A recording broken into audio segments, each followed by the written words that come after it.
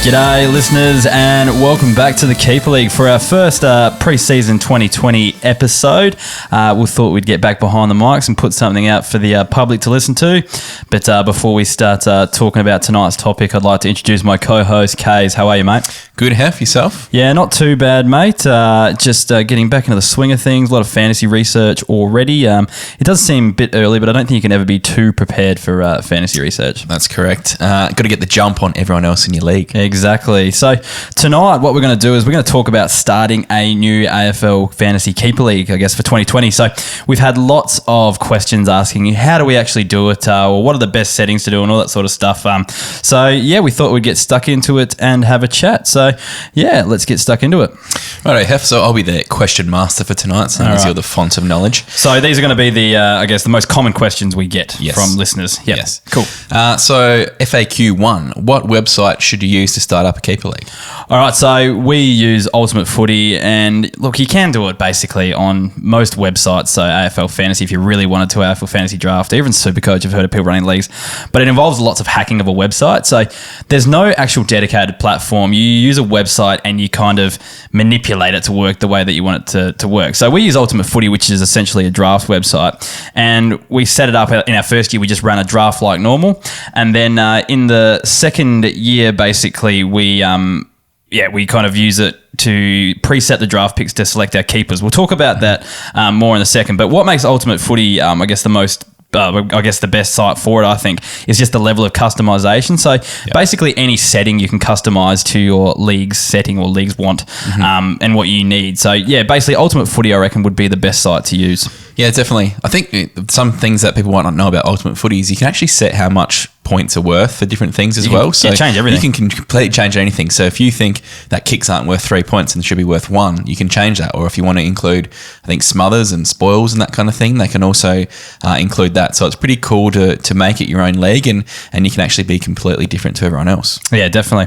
Why does customization make it ideal for running a Keeper League? So we talked about this before, but the most, the most beneficial thing that you can get out of Ultimate Footy is the ability to preset the draft picks. So this means basically after your first year, you can assign keepers to picks in the draft. Yep. So say if you want to kick 20 players in your per year in your team, you can assign the last 20 picks of the draft to the player each team wants to keep. So there are also a number of other features that make Ultimate Footy ideal for Keeper League. So it's also the ability for the commissioner to just make changes to teams. So basically if you have like a rookie list or whatever, you can drop players from a list and put them back on, or if there's a trade that needs to be done in a certain way, you can kind of just the commissioner can completely take control of everyone's list and just edit to the way the league needs. So you can also customize fixtures, and then that allows like lower placed teams to play against the lower, kind of like the AFL does with the teams that are at the bottom of the ladder. They play more against the teams that are at the bottom, so you can kind of make a few equalization measures there. It's also the ability to turn off the waiver wire, so you can actually say no pickups for the season. So if you wanted to run a league, this is the way we run our league. If you wanted to run a league where you don't pick up people off the waivers, you can turn it off, so you're stuck with the teams that you draft initially. Yeah.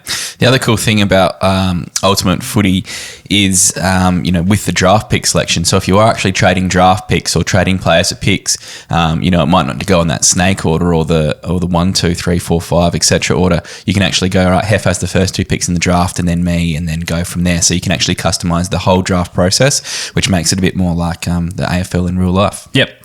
How do you actually keep players? Yeah, so we get this all the time. So people run their first season, they get to the next season, go, oh crap, how do we actually do it? How do we actually keep the players and roll over the list from year to year? Because they open up Ultimate Footy for the following year and it's a completely blank slate. All teams are basically blank. So what you've got to have to do is you have to, let's just say you have a squad size in your league of 40, set to 40, and you want to keep 20 players in each side. So at the end of the first season, you save all your team lists into a spreadsheet. So a bit of a job for the commissioner or one of the commissioner's minions or cronies or whatever he's got working for him. So basically you copy every player into a spreadsheet. This is the way we do it. And we go through in the off season and we pick the players that we want to keep. So then we just basically wait for Ultimate Footy to open the following year, and we go to the draft order and we assign the keepers, say, let's use 2040, so the 20 players we want to keep, we assign them to the last picks in the draft. When the draft opens or it gets to what happens is it takes those players out of the pool, and when you get to the draft, it'll auto draft those players to your team, so the keepers snap straight to the team. So yeah, it works out pretty well in that regard. Yeah, and the good thing is you can set that up really early. So so when you're doing your research of who you want to draft, you're actually just seeing who's left in the pool. You're not seeing all the leftover players who are actually going to go who are being kept by a club. I suppose the other important thing about it is when you're actually starting up a keeper league from scratch is to set those rules in place early about how many people you're actually going to keep. So if you are going in with a full squad of 40, just make sure that you are keeping that 20. Don't get to the end of the year and go, oh, now we're going to make it to 15 or 25, because, people will actually draft from day one for not just, 2020, if we're talking about that, but for the future years. So you need to make sure those rules are in place from day dot. All right, next question. How do you set it up? So, yeah, basically we get a lot of people like, what do you do when you open up Ultimate Footy? What settings do you have to do to make it a keeper league? Well, basically you don't have to do anything, really. You set it up like a normal draft league for your first year, that is. Set it up like a normal draft league, set the squad size, pick all your players for the first year and just play the first year out like it's nothing. Yep. What changes is the second year. That's when you have to assign those draft picks at the start of the year to pick your 20 keepers or whatever you've got it set to. And you use the last picks of the draft. So essentially you're kind of hacking Ultimate Footy's draft setup to work for keeper leagues. It's not actually a keeper league website. You're hacking the site essentially. So there is an important aspect of that where you're relying on Ultimate Footy for the draft and for the fantasy bit throughout the year, but you're also relying on spreadsheets and keeping documentation throughout the year, just because there is no actual natural site like we've talked. Yeah. How do preseason trade periods work? So when conducting trades outside of the season, for example, you might have an off-season trade period. So some people are crazy and trade straight after the season finishes, like the AFL does. Yep. But that way you don't know the new positions. So you could be trading away now a new defender. A lot of rage trades at the end of the year. You really should know who's playing where if you're actually watching the game. But you never know that someone might surprisingly pick up a DPP that you might not expect. So, some people are crazy and do it straight after season. We wait until basically before the season starts, before we do our draft. We have a 2-week trade period, basically a couple of weeks before the draft. So, but basically, again, the spreadsheet comes out. This is the way we do it. Spreadsheet comes out of every team's list, and we kind of talk to each other, we converse, we email, we send each other messages, and so every team's in there. When two coaches want to trade, we discuss it via email, say, yep, we agree.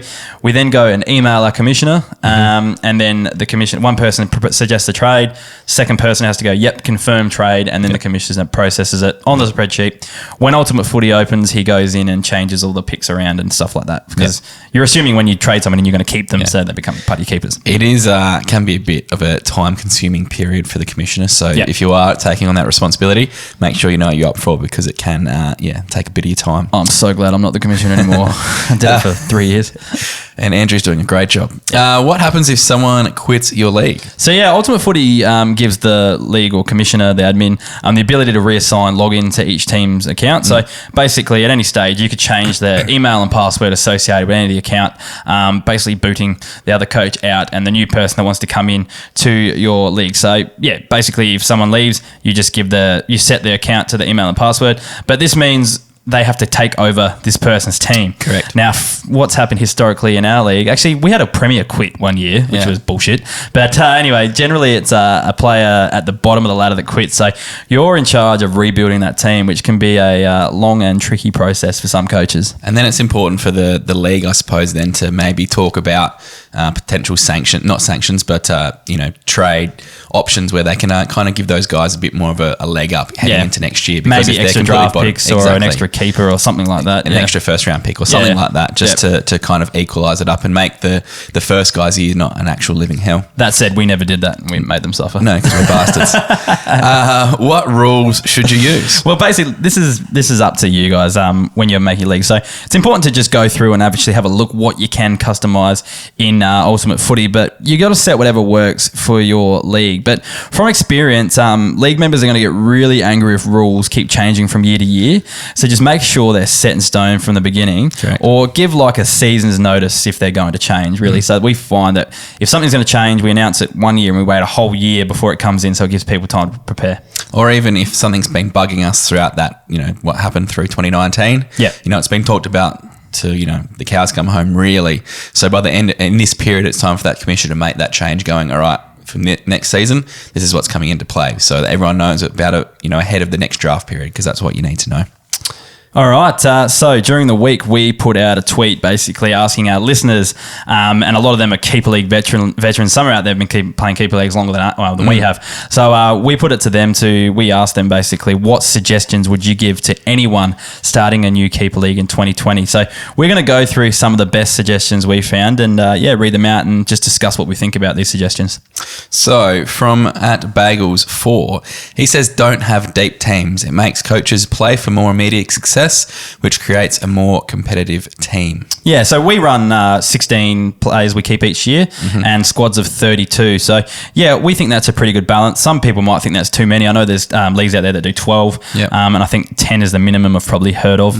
But, yeah, it all depends on what works and I guess how many teams you've got in your league as well. But that is a pretty good suggestion, but it's not always the best way because some people prefer... Well, I'll kind of talk, and I've actually done this in our bio, and I just want to make it clear to our listeners that I have like two different terms for keeper leagues, really. I have keeper leagues where you keep, about half your list or whatever, and then you got like the dynasty style, which is like you emulate the AFL where you only have to make 3 list changes a year. So I kind of break it up into keeper leagues and dynasty, or deep draft keeper leagues, I kind of call it, and dynasty keeper leagues, where you mimic it more like the AFL. So there's a lot of different ways you could play it. But I think this is solid advice if you do want to have don't want some team dominating for ages. The other thing is when you're starting it up from brand new, you can actually make completely different, rules and regulations. So it might be, say using 40 for example, you've got 40, you keep 20, but maybe 5 of them have to be under 20 years old or something like that. So like there's it just allows you to keep a few of those gems that you've picked up late in a draft and you want to see them develop. You don't have to give them away as much. You can actually put as many rules and regulations as you want. And I think even the more kind of stuff like that, I think it makes it more interesting and coaches have to plan for the future and you think about it a bit more as opposed to just, drafting for immediate success, I suppose. Yeah, definitely. @James plays FS. Get all the rules, positions, list sizes, keeper numbers, etc. correct up front because they have a massive impact on how players are valued. If you do need to change them, you must give sufficient notice, at least an entire season, so keep this in mind. Yeah. James is reading from your playbook. Basically, yeah, so I think it's just... I guess when great minds just come together, they all think alike, really, because it's something we do in our keeper league as well. Yeah. Yes, if we want to change a rule, it has to be done well ahead because it can just mess up someone's complete plans if they're, planning. It sounds dumb, but people actually have yearly plans. I want to do this in this first year and draft these type of players in the second year. I've definitely done it before. I had like a 4-year plan to win a flag and it actually came off. But, people do that. And if you change something up straight away, you like change your keeper numbers or change the certain age of numbers you have to keep, it can just throw everything out the window. So you need plenty of warning before you're going to change something. Yeah. In terms of positions, I think it's important because a lot of people actually play because Ultimate and Fantasy, all that their positions change each year. Yeah. Some leagues actually go what the player was drafted at. That's what they stay at for their whole career. So, someone like Lockie Whitfield, even though he's going to be a forward next year, will be a backman in some leagues because he's been drafted as a backman. That's how it works. So, there's complete, you can change it as much as you want. That's the best thing about the customization of Ultimate. Yeah, that's what I was going to say. It comes back to the customization of Ultimate Footy, what you can do. @Skins Pig, this is a great suggestion. Assume coaches will cheat and set the rules to avoid disaster. Correct. Happens every time. Always someone out there looking to exploit something. I even remember something. It's kind of become a mainstay for us as well, but we made it you had to draft, you had to trade a pick for a pick and a player for a player in a deal. But what ended up happening in ours, which was a loophole I didn't think of, people would trade like first round pick for their last pick and it was effectively just a nothing. So it was a player for a pick, but it's actually worked out well in our league to actually, add leverage to a deal. Yeah, it keeps it exciting. Yeah. Definitely. But, I always put up a few rule changes I'd like to see happen, but, no one ever listens to me, which is fine. I'm still chasing that elusive flag. @DanK101, he says, draft to win the premiership right away. Preferable age of players to draft would be 22 to 27. Still plenty of years left in them, but ready to score well for you straight away. I drafted too many young players and gave up on winning the flag in my first season. Yeah, there's a saying we've got here. We went through it last year, but someone's got to win it in the first year. So why not it be you? Get the monkey off the back, get that first flag, name engraved on the cup. I definitely didn't draft like that, and I don't regret it now that I've won one. But at the time, I was thinking, geez, why didn't I do that? Because a few blokes in the league did, and they won it quite early. And if I was starting again, I'd actually do exactly what Dan's saying, and I'd try and pick those guys in that, I reckon, 3rd to 5th year, I reckon that's prime. And you don't need anyone older, don't need anyone younger. Yes, you're going to miss out on a Sam Walsh, and yes, you might miss out on a Gunn that's a bit older, but you've basically got that core. Even if, especially when you're playing keepers, if you're keeping 20 of your 40, just keep make sure you're drafting your first 20 of those guys in that profile, and everyone else is on the peripheral. And if they work out long term, that's great. If they don't, you haven't lost anything. So. I know it says here like the 22 to 27 age bracket, which I think is in its prime, but I always find in keeper leagues you're going to get some real old blokes on their last legs, like, you know, Cade Simpson a couple of years ago, or even like Heath Shaw last year. You can pick them up really late in a draft, and that's 80 points a week, like there. So people value young guns who might not play, like, you know, let's take defenders, for example. Some guy might be taking Liam Stocker because they think he's going to be a fantasy gun going forward. Yeah. But he did nothing for no one last year when at the same point in the draft, you could take someone like Heath Shaw and who's not going to play for your team for very long, but really going to give you a points boost in the first few seasons. Yeah. At Brisbane Bears, he says, make it a cash league. I'm talking $100 yearly entry, better chance of getting people in for the long haul. Yeah, we do $50 to sign up with, which I think probably could go up at some stage with inflation. We've been doing this for a while now. Correct, we have. 50 is, 100 is probably the new 50 anyway. But we also have fines as well that kind of bump up the kitty. Yeah. And we use the pool for a lot of things. We use it for our punting challenges and our end of season, our draft barbecue, that kind of thing. And prize money too. Exactly. So I think it is important. Yeah, because I think, you know, I've played just, you know, normal draft leagues normally, and, you know, people lose interest halfway through the year if they're not going well, and, you know, there's no need to trade or do anything different. So I think it is important to have some kind of fat in the game. And it does always kind of make people go a bit harder, especially towards the end of the season when they know that they're a chance for a flag and they're potentially, you know, a few $100 up. Yeah, all right. So the next tweet is from @the_dynasty_coach. So choose your league coaches carefully, very carefully, and have the gonads to kick out inactive coaches. They'll kill your league. So we just talked about that as well. But yeah, we probably could have profiled a few people a bit better with the people that have dropped out of our league. It was kind of pretty obvious that they weren't that into it as much as we were when we started. I think everyone started off red hot in the original league, and, you know, things change people's lives and, you know, comes and goes. But there was probably actually no one that stayed longer than they really wanted to as well. Like, I think when it was starting to wane for them, they did leave because they do know how serious, I suppose, everyone takes it in our league. And not just that, it's like we're a bunch of blokes that will, if we can, sit down and watch every game of footy on a weekend, if we can. Whereas some of the blokes that were in a league I don't think enjoy sitting down all weekend watching footy and discussing it and talking about it. So I think it was more about just they wanted to be involved. So that's what we're kind of getting at, is you're going to have to make some tough calls, I think, with some people saying, look, we don't really think yet. And it is at the same level. But that is the massive thing about how good this stuff can be, is like these guys, you know, usually you're really good mates, and you've got so much in common, and it's as much a social group as it is like a fantasy football competition too. So you have to make some tough calls every now and then, but, you know, don't be afraid, if you're the commissioner especially, to really go after a couple coaches and say, guys, like, start trading, start doing something, start getting back on the thread, you know, like, you know, otherwise it diminishes kind of the whole league for everyone. So make sure you do kind of find those real football lovers and get them involved. All right, next tweet @1Chorm8. A comp with less coaches that are dedicated is better than a comp with more coaches that aren't. So going on what we just said. Yep. And then make one person in charge via a vote, give them a deputy, and let them make the calls on the issues that will arise. Punch up in the banter, bagging battlers isn't funny. Yeah, it is. Nah. Yes, it is. But anyway, so this is a good one as well, I guess. Democracies, we've learnt, do not work in ultimate footy. You need someone with the balls to make the calls. Yep. At the top, basically. Yep. So, and we don't have deputies, but we have a few people that kind of help the commish out here and there and stuff, and And I feel like you think when you're thinking about it logically, you think that democracies work really well, but end of the day, you always have an even split, or someone who's always trying to push an agenda or that kind of thing. Yeah. Or you have the few blokes that don't look at the group chat for 5 days straight, and they turn up like, hey guys, what'd I miss? After, a week of people arguing type thing.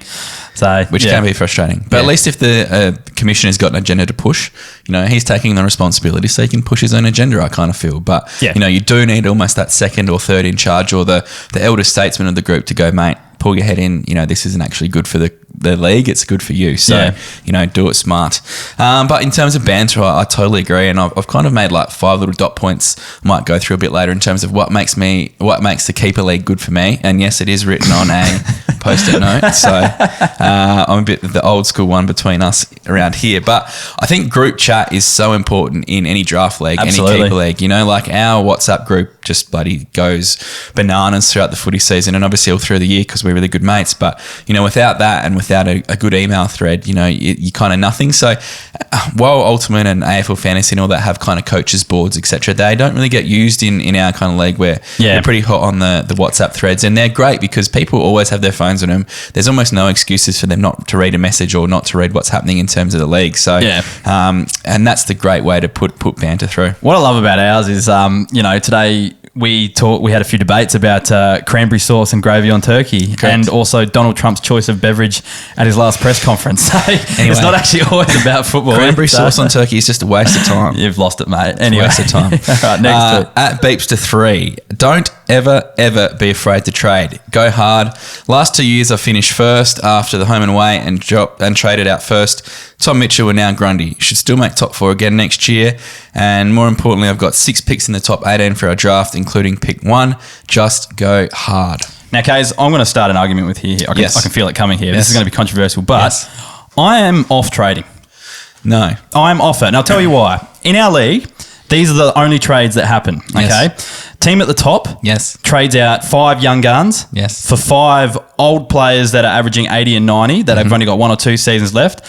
And from 5 rounds out of the end of the season, whatever, the season's over because they've just traded in all these guns. The person at the bottom doesn't care anymore because they've given up for the season and the season's over. Yep. The second type of trade that happens is so-and-so's got 2 injured players, need to cover a spot, and then everyone in the league goes, oh, you got a 0 there, okay. I see your Max Gawn's injured, so I will give you Andrew Phillips for Max Gawn. Oh, you don't have Ruckman? Oh, bad luck, mate. That sucks. They're the 2 type of trades that only happen in our league. I totally disagree. I'm always the one for giving. No, sorry. Yes, you just trade because you're bored. Yes, and then just give every other team an advantage and ruin your own team because you're bored. That's what I like to do. But I think that works. But the issue is, I think in our league is that people are just so negative towards guys who want to have a risk and have a crack and trade like me that are actually scared. I don't really care because I've got tough enough skin and I'm not horrible at ultimate footy.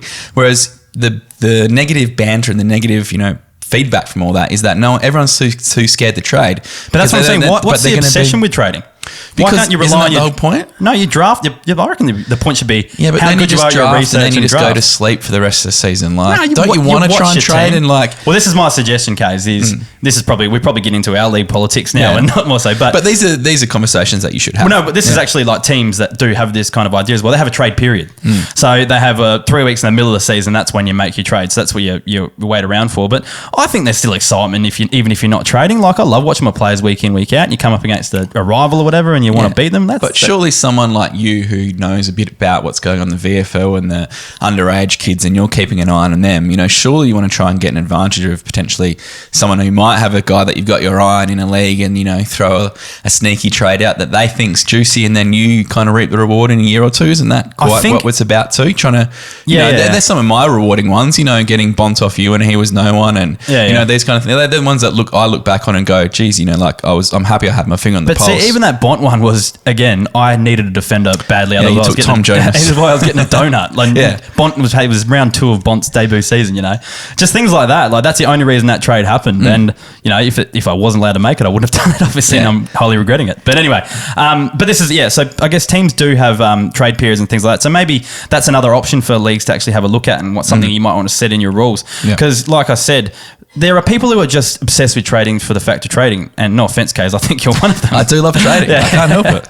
But I don't think all the time it's actually, if you look back on it, the amount of trades you've made, it probably haven't made your team better a lot of the time. No, but I, risked it. I've definitely done some of the worst trades in the whole league, and that's just what I've done. But, at the same time, I still think I've put my team in a good position getting in some youth at times. And, sometimes you win some, sometimes you lose some. I've probably lost more than I've won. I know that. I'm not stupid, but... You've given Tom in our league, I reckon, 2 flags, I reckon. No, debatable. Anyway, maybe 1. Let's move on. Talking about that, if you're talking about donuts and stuff, I think that's a big one and a big rule that you got to talk about, especially when you're not having waivers, is that, we've brought in a rule as of next year that, if you've got you can't have a donut in the field, otherwise it's a fine. So therefore, people are trading in someone in just for a week, just a bit of a mates rate. So I'll give you someone who is not going to obviously playing my team, but we'll just I'll cover look your after donut. you this week, and if it happens to me in a few weeks, I'll look after you type so thing. now the rule is that they have to be on your list for a month, I think now. 4 weeks. So, so at least there's a bit of, you actually, the coach who needs to fill that gap actually has to give something up for a bit of time as opposed to, just getting a cheapie for a week. So I think always look about those, as we're talking about, people who always try and find a weak spot in the league and exploit it. Just make sure you kind of knock as many of those rules on the head as soon as possible. The first year is always going to be... there'll be loopholes that you forgot to close and someone's going to get away with it. So you just kind of got to let that first year go and then, kind of reassess from there and re-go from there. Sure. All right, we've got a few from Facebook here as well. So a few more suggestions on starting a new keeper league. So this one's from Daniel Eldridge. So the majority of your team's age demographic should be about 22, 28. Okay, we've had something similar to that, so we might move on. But that's another very good point. Let's move on from there. So Lockie Byrne, I've got two names here, so I'm not sure if it's Lockie Byrne or Jake Fresher or I've combined them together, so apologies to the person I missed out here. But yeah, I'd defs recommend a first to third year player minimum.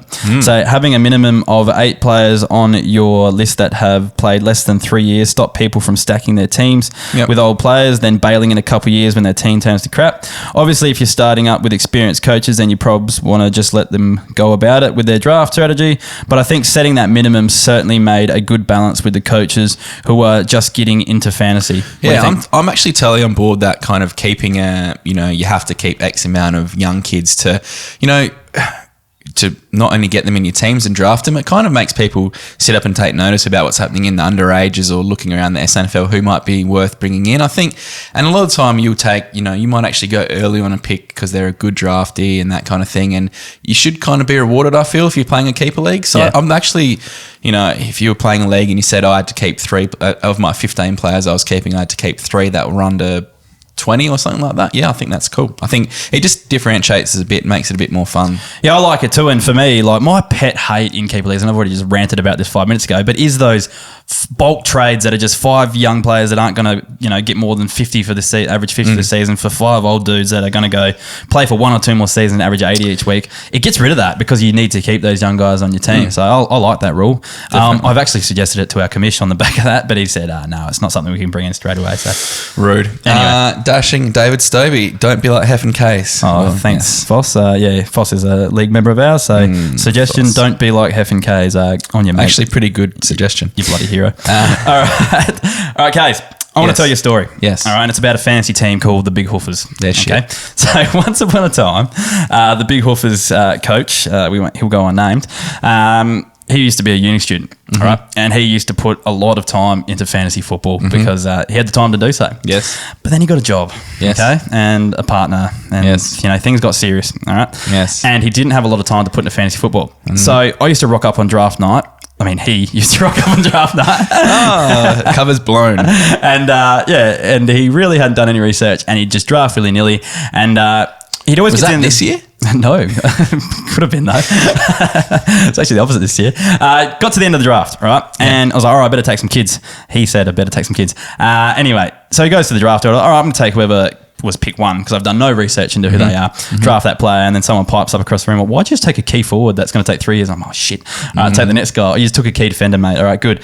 Anyway, what I always wanted in times where I couldn't draft a player, times where I couldn't research properly, is a website that had all the underage draft stats, so I could actually go through and see who the top scorers were, all the state league fantasy scores, so all those players that were killing in the second leagues and could have made their way up. And I used to type into Google, and every now and then you'd get someone who did like a comment on Big Footy, like these guys are going to be the best guy, but it wasn't set in stone. So I wanted a place that all those kind of stats and numbers and suggestions were. Sounds good. Yeah, but it was never there. So I decided to make it. He decided to make it himself. The story is very, very convoluted. Anyway, so basically, keeperleaguepod.com.au, you can find your state league fantasy scores. You can find your under 18 draftee fantasy scores, and you can see who the next up and coming fantasy scores are. So basically, if you support the podcast by becoming a member, and we'll just mention that 100% of what we make out of this goes back into the podcast, whether it be recording tools, data analysis software, advertising, all that sort of stuff goes back into the pod. We don't pocket any of this. It's just to grow the podcast. So if you support us, we'll reward you basically with all of those stats and more. So next up as well, we've got the Breakout Tracker, which has our next big release, and that'll be early next year. And what that does is basically lets you compare any player in the competition to the top 10 of every position at the same point in their career. So example, you could compare James Worpel to the top 10 midfielders at the same point in their career. And I'm going to give you the hot tip that James Worpel is way ahead of the top 10 midfielders in the same point in their career. Interesting. So, as a result, we like to read out a few of our members on the podcast just to say thank you. But we've had so many sign up, it's going to actually take a long time to read through them all. So we're just going to break it down and do a few a week. So this week we're basically the first people to jump in for 2020. So thank you to Nick Pedden, Michael Duthie, Alex Fugelslang, Rod West, and Ben Downey. And if you want to get involved... guys. Thanks, guys. Thanks heaps for that. But yeah, if you want to get involved, head to keeperleaguepod.com.au, click the membership button and sign up, and you'll get access to all this bonus stuff. It's awesome. All right, let's move on to the listener tweets, Kaes. All right, from Nicholas James, can we expect a return of 2018 Angus Brayshaw in 2020? Yeah, I think we can, purely because of the players they have picked up. So Ed Langdon, and who was the other one that's a winger? Adam Tomlinson. So those two they picked up, I reckon they are going to go to the wings, because that's what we saw Brayshaw do, is just wander out there and not touch the ball. So he'll go back into that inside role, and I think it'll really help his scoring there. Plus the demise, I suppose, of Nathan Jones with age. He's going to a back flank. That was so weird last year because they moved him back in the midfield after it looked like he was just gone from there, and it was annoying. Interesting with Jones picking up defender status this year as a DPP. Yeah, it was. I guess he played there a bit last year, but I've seen players do more and get less. It's true, but will he be a Jordan Lewis or will he be a handy kind of back centre? Jordan Lewis for me. Okay. Yeah. Anyway, next question is Stuart Ward, Devon Smith, bargain or trap? Now, Kaes, you own Devon Smith. Yes, I can't speak. I'm too biased. Well, I'm going to ask you this question. What would it take to get him off you? Good question. Lots or not much? Well, lots, I think. Yeah. Because end of the day, apart from Lockie Whitfield, who will go into the season as the best forward, if Devon Smith is fit, he's basically the second best forward. What I'm getting at, he's not a bargain. He's not going to be a bargain at all. No. Not in a keeper league anyway. No. So I don't know whether they're talking about AFL Fantasy Classic, where he's going to be mid-price because he's spent a year out of the game. Yeah. He's definitely not going to be a trap. No. He's going to play in the midfield. Yeah. He's only going to be forward for one more year, so we might be trapped in that regard that you will only have the forward for one more year. Yeah. But And as we banged on about last week with the draftees and stuff, guys who tackle like Smith does, doesn't even matter if he's playing on half forward flank. He's still going to get 8-10 tackles a game and still be a great scorer. So definitely, if you got him, hold him. He's going to be great. And he's fit. He's been training all pre-season, which is great. Thomas Lee, hey guys, can you rank your top 5 rookie picks from this year's draft? Heff, you are the draft king here. Yeah, so I went through and look, I haven't released the rookie stats purely because there's not much in there to really look at. But upon this question, I've actually gone through and put together a list of all the rookie picks that weren't on AFL lists last year. All the new guys, and I will release that at some stage. Just I've got my last week of work this week, so I'll get it up sometime next week. So anyway, top 5 fantasy averages out of the rookie draft. So we talked about this in the mini episode for members only. Connor Buderick. So he went to Gold Coast in the rookie draft, but essentially he was the best Queensland prospect, and Gold Coast with their new draft rules, or I guess zone rules, they can take any Queensland player whenever they want in the draft unopposed. So they just waited till right at the end and took Connor Buderick. Now, he went at 119 average in the NAB League, and I think he was close to 90 average in the under-18 championships as well for the Allies. So, look, he's an absolute jet in terms of fantasy. Where he fits into that Gold Coast side, we'll have to wait and see, but in terms of fantasy numbers, he was up there. Mitch Hibbard, I've got at number 2 for the rookie draft. He had a 99 average in the VFL. Another player we went into at length in the Patreon, not Patreon, they're members only, that's blasphemy. Members only podcast there. Next one, Josh Honey.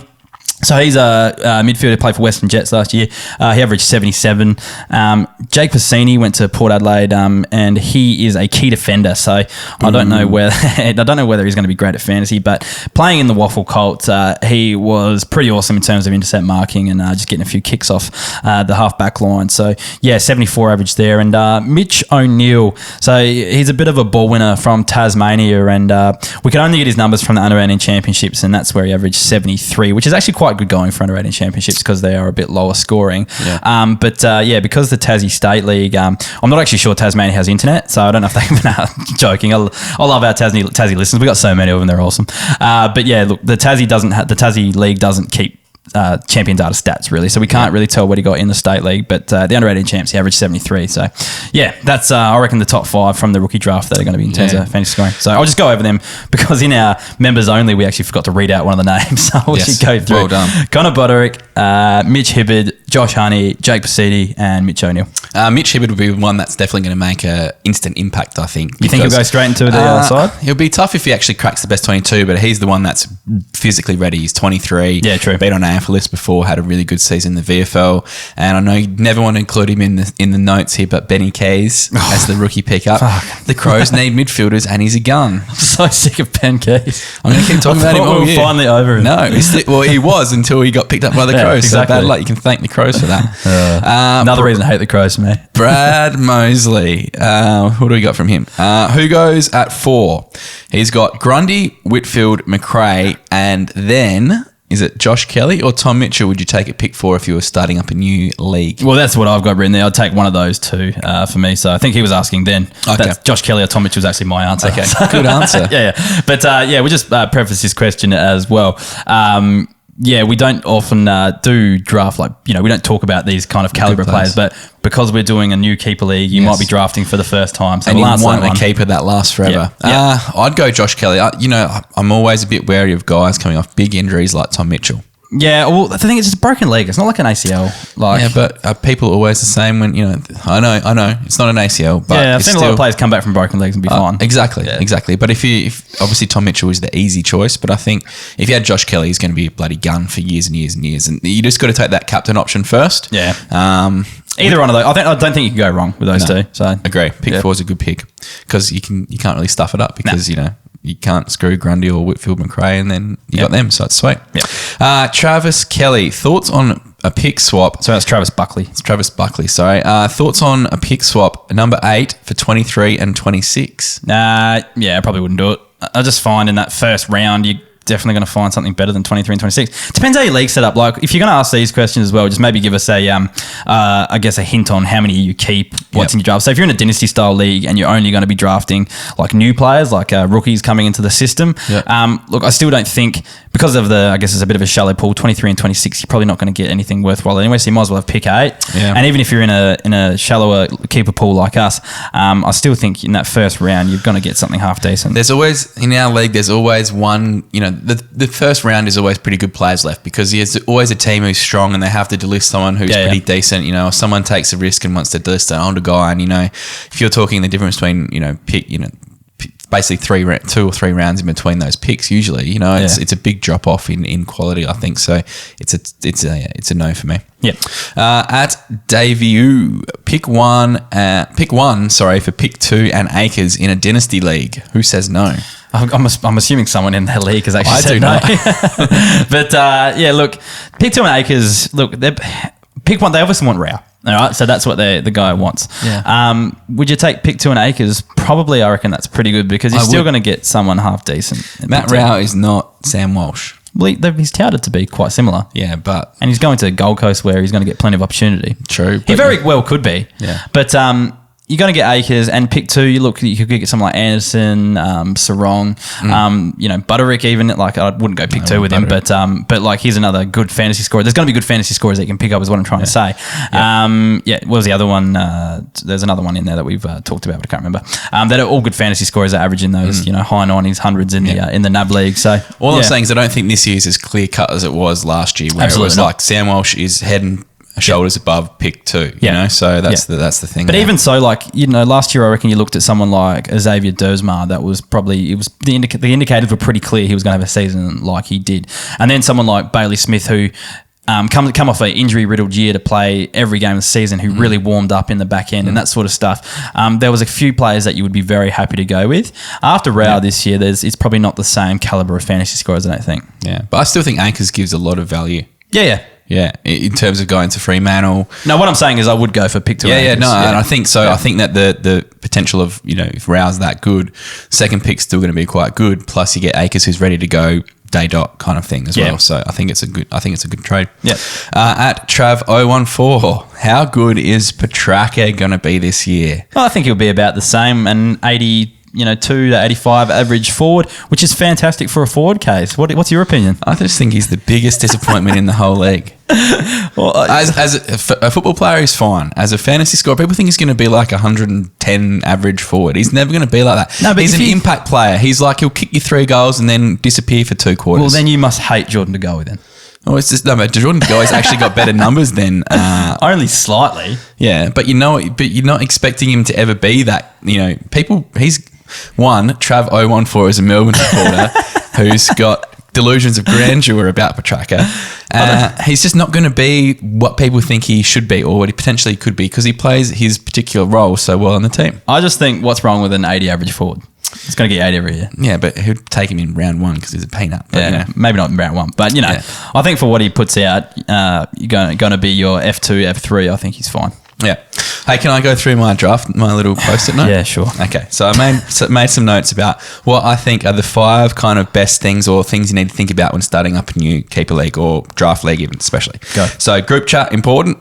Keeps the banter going, keeps everyone's around the communications. Number 2, draft night. Draft night, as you know, if you are a normal draft player, draft night is the best night of the whole entire season. Yeah, so awesome. Put effort into it. What our commish did this year with, fantastic, doing actually the first round live, printing off heads of all the players that were, potentially to take. And we got to have a photo with them as well. Yeah. We'll probably tweet it out again later on so you can look at it. But so stuff like that. I'd even love to see that go into the second round this year because it was just that half an hour. Everyone was actually like engrossed in what was going on. It was awesome. So and some good laughs when some players came out as well. Exactly. And beers, barbecue, you can't really go wrong at all. So make sure everyone can try and get to your draft night because that is the night it should be. And I know it's early days and we'll probably rehash this later, but send us some pictures of your drafts or whatever's going on or some videos. Or there was a few classic ones sent through last year and some banter going on and some picks happening. So send us through anything that is related to your league because we love seeing it because we love this shit. The social side of it's just great.